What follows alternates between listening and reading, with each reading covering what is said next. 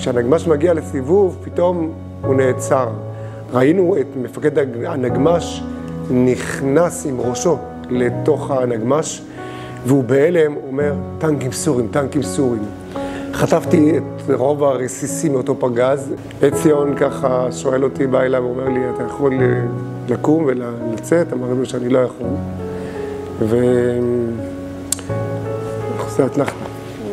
אני לא יכול לחזור עליו.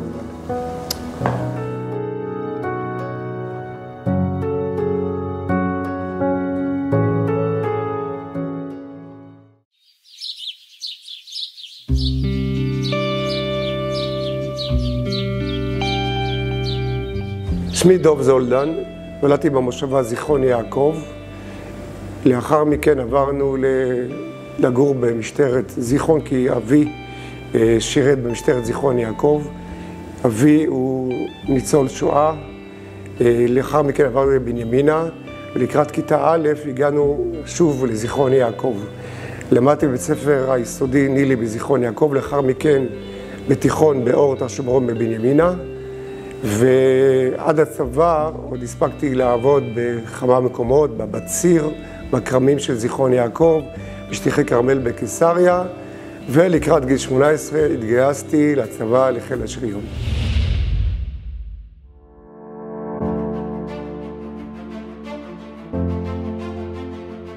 אחר טירונות של כחודשיים, חודשיים וחצי ברפיח, עברנו לקורס תותחנות בג'וליס, ליד אשקלון. לאחר מכן ירדנו לרפידים בסיני לעשות עוד קורס של צמ"פ, והיינו שם במסגרת חטיבה 7. לאחר כל הקורסים האלה כבר הוצבנו ברמת הגולן, בחטיבה 188, גדוד 53. ואנחנו כחיילים, מפקדים, ולמעלה מזה, ידענו שאכן תפרוץ מלחמה, אבל לא בעוצמה כזאת. ונתנה תוקף קדושת היום. כאן שידורי ישראל מירושלים. שלום רב, מעל חתימה טובה. השעה 2:30. דובר צה"ל מוסר כי סמוך לשעה 2 פתחו הכוחות המצרים והסוריים. אני התגייסתי ב-1971. המלחמה, מלחמת יום כיפור, פרצה באוקטובר 1973, שאני למעשה כבר מעל שנתיים בצבא. ואני מוצא את עצמי, תחילת המלחמה, בגזרת קונטרה. היינו 11 טנקים בפלוגה, מתוך 177 טנקים שהיו בכל הגזרה מהחרמון ועד דרום רמת הגולן. מולנו התייצבו כ2,000 טנקים של הסורים. כמה דקות לפני השעה 2, מטוסים סורים ירדו על כוחותינו ברמת הגולן. אנחנו היינו כבר בתוך הטנקים, והבנו שיש איזושהי תקרית או איזושהי מלחמה כלשהי, אבל לא כפי שחשבנו והערכנו, וקיבלנו פקודה לצאת לקראת הקו שהכנו אותו מראש, בדרום קונטרה, במוצב 109. תוך מספר דקות הגענו לעמדות שלנו. כשאני עומד בעמדה, אני מסתכל מבעד לפרט טלסקופ של התותחן, שהייתי תותחן בתור טנק, אני מסתכל לכיוון מזרח, לכיוון סוריה, אני פשוט רואה את כל הצבא הסורי מגיע אלינו, טנקים, תותחים, טולרים, ג'יפים, חיילים, אבל ידענו שיש לנו עוד מספר דקות להתחיל בלחימה, כי המרחק בינינו לבין הכוחות הסורים היה רב. כ4 או 5 קילומטר זה לא הטווח שלנו. בינתיים, מה שנותר למפקדים שלנו זה להזיג את חיל האוויר ואת התותחנים שעשו את העבודה. אבל לא כך היה, כי חיל האוויר, כל מטוס שירד לכיוון הכוחות הסורים כבר לא עלה מהאש נ"מ הצפופה שהייתה בין הכוחות הסורים. הטנקים הסורים מגיעים לטווח של 2 קילומטר. אנחנו מקבלים הוראה להתחיל לפגוע בטנקי גישור של הסורים, כי מה שמפריד בינינו לבין הסורים זה תעלת נ"ט. אני זוכר לפחות את הפגז הראשון שיריתי, זה בטנק גישור סורי במרחק של 1,800 מטר, ופגז הראשון הוריד את הטנק הסורי, טנק גישור, ועוד בהתחלה עוד חשבו שזה יום קרב וזה לא מלחמה, אז לאחר שכולם מזהים בפלוגה את הפגיעה שלי, אז הם צועקים כולם, זולדן, שמפניה. אז היה נהוג בחטיבה שמי שפוגע בטנק סורי, מקבל שמפניה מהמח"ט. אמנם אנחנו מורידים 10 טנקים, אבל גם הטנקים שלנו נפגעו. חטפנו פגז אחד בטנק, לא חדר, עוד פגז חדר, אבל פגז שלישי היה קטלני, ולמרות שאני בתוך הטנק, הרגשתי רק זעזוע ולא יותר. מספר שניות שלא שמעתי את נמרוד כוכבי מדבר אליי בקשר, אז אני מסתכל אחורנית ואני רואה את נמרוד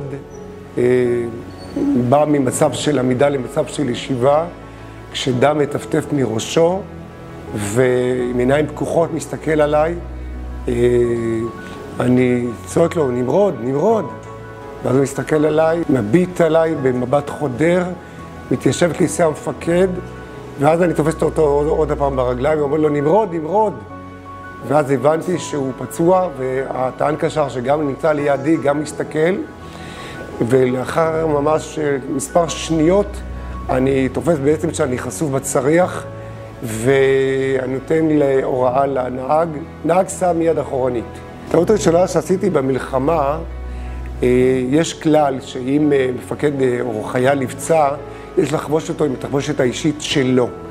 ואני לקחתי את התחבושת האישית שלי וחבשתי את ראשו של נמרוד על מנת לעצור לו את הדם, יחד עם הטען קשר שעזר לי. חגרנו אותו שלא יקבל מכות. אני מדווח למפקד הפלוגה, צביקה, קודקוד נפגע, ומה לעשות, האם לפנות אותו? אז הוא אומר לי, תרגול ידוע, ממשיכים בלעדיו.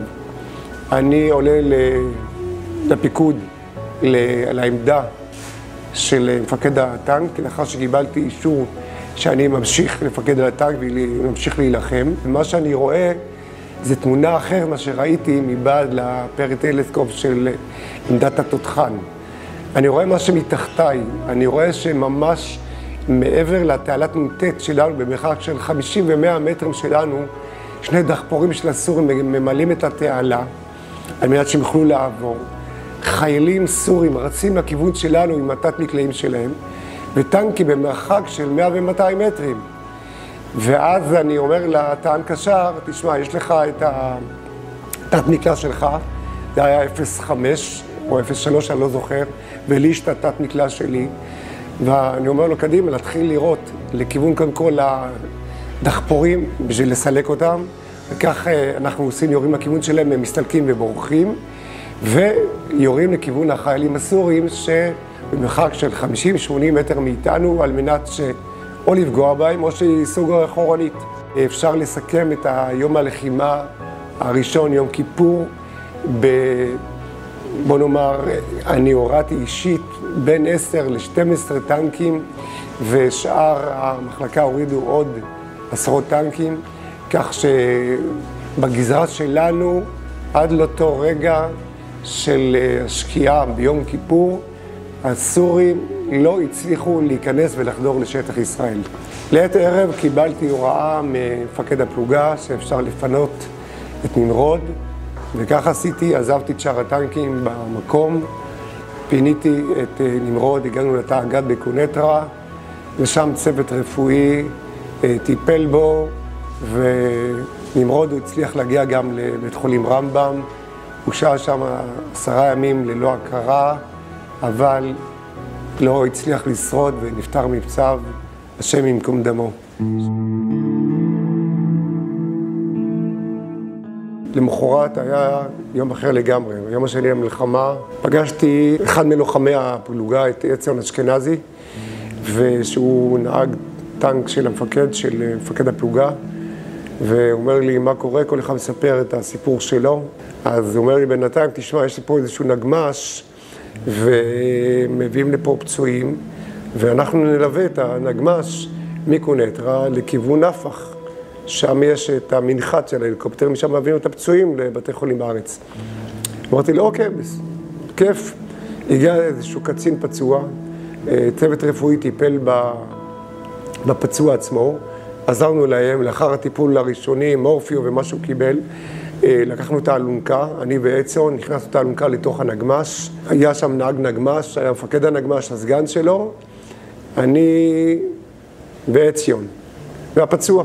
כשנכנסנו וסגרו את הדלתות, אני שואל את מפקד הנגמש, תגיד לי, איך הנתיב, איך הדרך מפה לכיוון נפח? אז הוא אומר לי, תשמע, אני כבר עברתי פעמיים לפחות פה, והכל בסדר. אמרתי, יש לך מודיעין שאין בעיה, הסורים לא חדרו? הוא אומר לי, לא. אוקיי, נסיעה טובה, נוסעים. יורדים מכיוון קונטרה, או חולפים על הכביש הראשי. חולפים על קיבוץ עין זיוון, ואחרי זיוון יש איזשהו מין סיבוב, כזה חד, וכשהנגמש מגיע לסיבוב, פתאום הוא נעצר. אנחנו יושבים בתוך הנגמש, לא רואים מה שקורה. ראינו את מפקד הנגמש נכנס עם ראשו לתוך הנגמש, והוא בהלם אומר, טנקים סורים, טנקים סורים.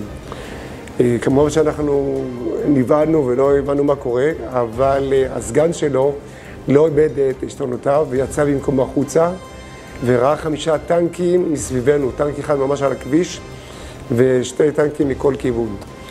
נתן הוראה לנהג להגיע עד הטנק ולעקוף אותו. בינתיים אותו טנק שהיה קדימה ירה לכיוון שלנו. אותו סגן מפקד שהיה עם ראש בחוץ, הוא הכניס את הראש פנימה, השאיר את ידיו למעלה, בדיוק הפגז פגע בחלק העליון ופצע אותו בכמה אצבעות. בינתיים הטנק שהיה מימין עקף אותנו וירה בכיוון האחורי של הנגמש שלנו, פגע במרכז הנגמש, ואני ישבתי ליד הדלת, עציון ישב לידי. חטפתי את רוב הרסיסים מאותו פגז, עציון חטף מה שאני לא קיבלתי, עציון גם חטף. כשהפגז חולף עובר לכל אורך הנגמש, ואז אנחנו רואים שיש עשן בתוך הנגמש. אני צועק מכאבים, כאבי תופת על הפציעה. בינתיים הנגמש עוקף את הטנק הסורי לאחר שהוא ירה פגז ראשון, וממשיך לנסוע על הכביש. הטנקים סוריים מסתובבים והחל נרדף במרכז רמת הגולן ביום השני למלחמה. היו פה כמה ניסים במכה אחת. א', הטנק הסורי שהיה מקדימה ירה ולא פגע במנוע. הטנק השני שירה לא פגע בשרשראות. והיו שם עוד טנקים שהם פשוט מאוד החטיאו. וכך אנחנו ניצלנו מאותם טנקים בינתיים, כשאנחנו ממשיכים בירידה מרמת הגולן, בירידה לכיוון נפח. אבל אחרי מספר דקות, לצערנו, הנגמש עוצר, הנהג אומר שהנגמש לא נוסע. ואז כולם הבינו שמכיוון שהנגמש נפגע, אז יש איזושהי פגיעה טכנית. מי שיכול לברוח קופץ ובורח, והתמונה שנשארה בתוך הנגמש זה שהפצוע, אותו קצין פצוע על האלונקה שוכב, אני ועציון, שנפצענו, נשארנו בפנים. עציון ככה שואל אותי, בא אליו ואומר לי, אתה יכול לקום ולצאת? אמרתי לו שאני לא יכול. זה הצלחת. אני לא יכול לחזור על זה. לאחר שהנגמש עצר, וכל מי שיכל להציל את עצמו יצא וברח מהנגמש, מצאנו את עצמנו הפצוע, אני ועציון. עוד נקודה חשובה שעציון גם הוא גר בזיכרון יעקב, אנחנו מכירים גם מהיישוב. ועציון בא אליי ושאל אותי אם אני יכול לצאת, אמרתי לו שאני לא יכול לזוז, יש לי פציעה קשה בשתי הרגליים. שאלתי אותו למצבו, והוא אומר לי שהוא אמנם פצוע בערך, אבל הוא יכול לדדות. אמרתי לו, קפוץ מהנגמש ותברח. הוא אמר לי, לא, אני לוקח אותך. אמרתי לו, אין סיכוי, אני לא יכול. אני אקשה עליך. הוא אמר לי, לא, אני לוקח אותך לגב. באותו רגע שהוא בא להעמיס אותי על גבו, הפצוע אומר, ומה איתי? אנחנו מסתכלים שתינו עליו, עציון מתאושש ואומר לו, תשמע, אני יכול לנסות להציל את דוב, אבל אני לא יכול לקחת גם אותך, מצטער מאוד. אז אנחנו נפרדים, עציון לקח אותי על הגב ורץ איתי. הוא לא רץ איתי הרבה כי היה מאוד מאוד קשה, קשה לו וקשה לי. הוא מניח אותי על גבי בצד תעלה, בצד הכביש. בינתיים אנחנו רואים את הנגמ"ש שעזבנו לפני 2 דקות, את הנגמ"ש נוסע. ונדהמנו איך הנגמ"ש נוסע. מה שקרה זה שאותו פצוע נכנס את הנהג ונסע. ואז עציון מסמן לו שיעצור לנו. הנגמ"ש ממשיך ועובר, חולף על פנינו, לא עוצר. אני ועציון נשארים שנינו. ואז אני מפציר בעציון ללכת ולהציל את עצמו ולהשאיר אותי פה. עציון אומר לי, לא, אני רואה פה 2 טנקים שלנו, אולי אני מצליח. היו במרחק 100 מטר 2 טנקים שלנו שהיו פגועים. הוא אומר, אני אנסה לראות אם אפשר להזיז את הטנק. הוא ניגש לשם, אבל הוא ראה מצב שהטנק פגוע וכולם שם במצב שכבר הפך החיים. הוא חוזר אליי ואומר לי שאין אפשרות. ואנחנו שנינו מסתכלים אחד על השני, ואני אומר, תשמע, תטיל את עצמך. וכשאני רואה שזה לא הולך, אני אומר לו, זו פקודה, אתה חייב ללכת ולהזיק עזרה בשביל להציל אותי. ואז אנחנו נפרדים, הוא מדדה על רגליו, לאט לאט עוזב אותי, ובמרחק הוא אומר לי, תזכור, אני לא עזבתי אותך. שמחתי מאוד שעציון איתי את עצמו, כך שאני אוכל בינתיים לטפל בעצמי, בפציעה שלי. מכיוון שגם לא היה לי גם תחבושת לעצור את הדם שלי ברגליי. דבר ראשון היה חשוב לי, זה קודם כל להסוות את עצמי. ידעתי שהטנקים הסוריים ממשיכים בירידה לכיוון שלנו, ותלשתי מספר עשבים וקוצים שהיו באותה תעלה. לקחתי דם מהרגליים הפגועות, מרחתי על פניי, בשביל כמובן לעשות את עצמי. תוך דקות הגיעו הטנקים סוריים, ואיפה הם עוצרים? בדיוק ממולי. מה שמפריד בינינו זה הכביש. הם החלו לירות לכל הכיוונים, גם לאותם 2 טנקים שהיו פגועים, הם ירו לכיוון נפח, שהיינו במרחק של רק קילומטר מנפח בערך. הם ירו לכיוון נפח ושמחו וצהלו, ראו שאין כוחות שלנו, הרשו לעצמם לצאת מהטנק. ישבו, עשו חנייה, כשאין אף, בוא נאמר, אף כלי מאצלנו, מצה"ל שיכול לעלות, וגם הוריתי גם לעציון שיודיע שיש פה 5 טנקים סוריים שיזהרו שלא יעלו על הכביש. וככה הייתי עם הסורים במשך 1.5 עד 2 שעות, כשאני רואה אותם אוכלים, שותים, עושים את הצרכים שלהם. אני עם עיניים פקוחות עם לשון בחוץ. אחד הלוחמים הסורים חוצה את הכביש לכיוון שלי, כנראה לעשות את צרכיו. ורק כשאני רואה שהוא עובר את הכביש, הבנתי שהוא בא לכיוון שלי, אני אומר, וואי, זהו, הוא רואה אותי. וממש 2 מטר לפני שהוא מגיע אליי, שומע את הקול של המפקד שלו שצועק, הלאה, עוד רוב. צריכים לזוז.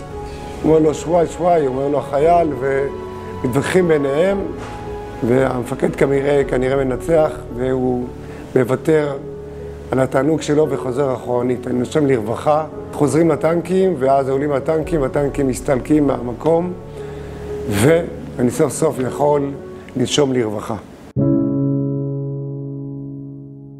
אני שמח שהטנקים הסוריים עזבו אותי, עציון הציל את עצמו, מי שיכל להציל את עצמו. מה שנשאר זה מסע הישרדות. אני קורע חלקים מהסרבל ומנסה לעצור את הדם מהרגליים, ובמשך הזמן אני קורע עוד ועוד קטע מהסרבל, באמת לעצור את הדם, ושוב פעם אני מנסה לקחת גם כמה, הרגשתי צמא ולא היה לי מה לשתות, אני לוקח כמה עשבים ומנסה ללעוס אותם ולשרוד, וככה עוברים להם כמה שעות, ואף כוח שלנו לא עולה.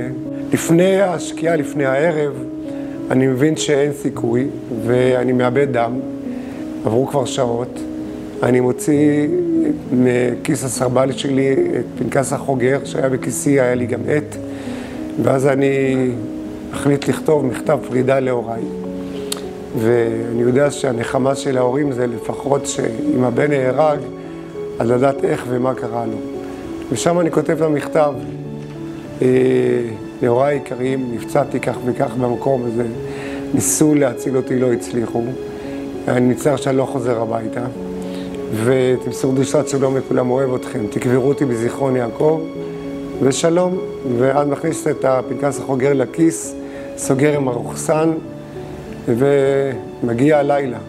מגיע הלילה, אני קופא מקור, יותר מאשר הכאבים ברגליי. עוברים כבר 8 ו9 ו10 שעות, כשאני שוכב על גבי. אני רואה גם מין סרט, את כל חיי. אני משחזר ורואה את הילדות שלי, את החברים, את הנעורים, את הבית, את המשפחה, ואני כבר רואה את העתיד, מה קורה כשמבשרים לכל אחד ואחד מבני המשפחה. סך הכל יש לי גם עוד אח ו3 אחיות, כל אחד ואחד איך הוא מקבל את זה, וההורים שלי איך מקבלים את זה. בסביבות השעה 10 או 11 בלילה, לאחר איזה 10 שעות, אני מביט למעלה לשמיים, ואני נזכר באותו רגע שכנראה שיש שם מישהו שרואה, ואז מין תפילה יוצאת מגרוני, ואני אומר, אתה שם בשמיים, אתה בטח רואה אותי. יש לי בקשה קטנה אליך. תוציא אותי מהתופת הזאת וכולי שלך. כל מה שתאמר לי אעשה. רק אני מבקש ממך, תוציא אותי מפה. והייתה לי הרגשה ממש טובה, שאני כבר לא לבד, שמישהו שמע אותי, והיה לי ממש שמחה פנימית מיוחדת. ובאמת תוך 2 דקות אני שומע רעש של נגמ"ש, של זחל"ם שעולה לרמה, זיהיתי שלפי הקודש, בכוח שלנו, כשהוא חולף לידי, אני צועק וצועק לכיוון שלו, כיוון שזה היה לילה וחשיכה, הוא לא שמע אותי. ואז שוב פעם אני נכנס לתוך ייאוש, ואחרי עוד 2 דקות אני שומע את הרעש של הזחל"ם השני שמגיע, ואני מחליט שאני לא צועק אליו אלא לוקח חופת של אבנים שהיו לי, שאספתי עוד ביום, וכשהזחל"ם עובר, זורק את האבנים, ואז הזחל"ם עוצר. אותם חיילים שהיו חיילי חי"ר, מכוונים את הרובים לכיוון שלי. אני מרים את היד שלי וצועק חייל ישראלי, אל תראו, הם יורדים ומזהים אותי, וכך למעשה סוף סוף המפגש עם הכוח שלנו לאחרי כל כך הרבה שעות. 2 בקשות היו לי אליהם, שתיתנו לי מים לשתות, להתכסות, כי הייתי קופא מקור. וזה מה שהם עשו, הביאו לי ממש שמיכות, כיסו אותי, הביאו לי ג'ריקן מים, שלא יודע איך שתיתי את הכל. וככה התחיל הפינוי שהיה לו פשוט לתא הגד, ומשם הגיע אמבולנס שהוזק כבר מצפת, וככה אני רואה את עצמי בחדר מיון בבית חולים זיו בצפת. היו שם המון אנשים. אנחנו צריכים לזכור גם שאז לא היו טלפונים ולא היה קשר עם החיילים בחזית, וכל הורה וכל בני משפחה באו תמיד לראות אם מישהו מבני משפחה נמצא שם או הגיע פצוע. לא ידעו איך אני פצוע. מה שעשתה שם האחות האחראית לקחה מספריים וגזרה לי את הסרבל. כשהיא פתחה את כיס הסרבל בשביל לזהות, אז היא ראתה פנקס חוגר עם לכאורה מכתב פרידה, צוואה.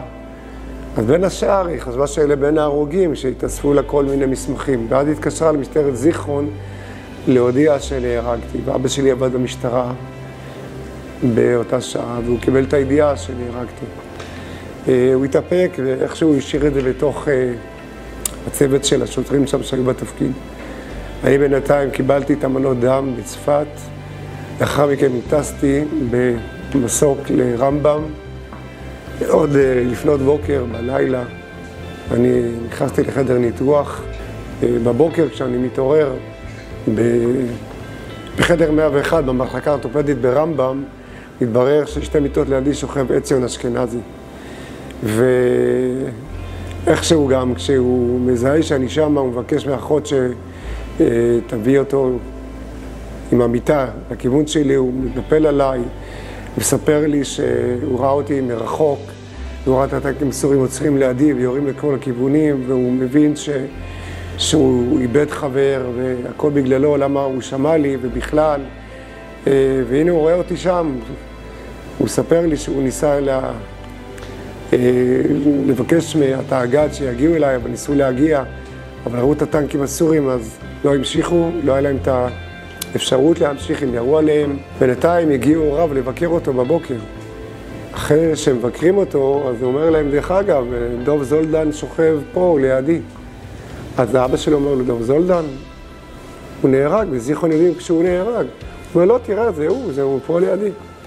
אז אבא שלו, מכיוון שזיכרון מזמנו הייתה מאוד קטנה, היו כ3,000 איש בזיכרון, תושבים בזיכרון, ואחד הכיר את השני, אז הוא בא אליי והוא מזהה אותי, ורק כשהוא מזהה מיד, אני הבנתי שהוא הולך להתקשר למשטרת זיכרון, להודיע. ככה חשבתי. אבל יותר מאוחר, אייטון סיפר לי שלא, הוא נסע לזיכרון עם הרכב שלו והלך להביא את אבא שלי. הביא את אבא שלי עצמו לרמב"ם, ואבא שלי כשמזהה אותי, רואה אותי, בוכה, ויד מתקשר למשטרת זיכרון שיהודיעו למשפחה לארגן רכב משטרתי שהביאו את כולם אליי לרמב"ם. עוברים עליי המון טיפולים והמון ניתוחים לרמב"ם, שהייתי שם כ5.5 חודשים. לאחר מכן עברתי לבית קיי, בית הבראה לחיילים, בנהריה, שם שהייתי עוד איזה שנה-שנתיים.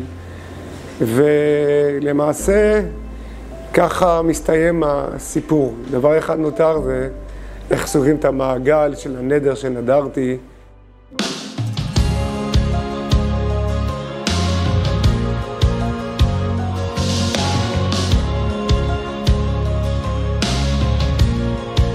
בעקבות הנדר שנדרתי בהיותי פצוע ברמת הגולן וניצלתי, ברוך השם, החלטנו שאנחנו מכניסים את הבן שלנו לגן דתי. ההשפעה כמובן הייתה גם על כל הבית. החלטנו ונכנסנו לתוך עולם היהדות במיטבו. אני ואשתי היום גרים בזיכרון יעקב, יצאנו לגמלאות.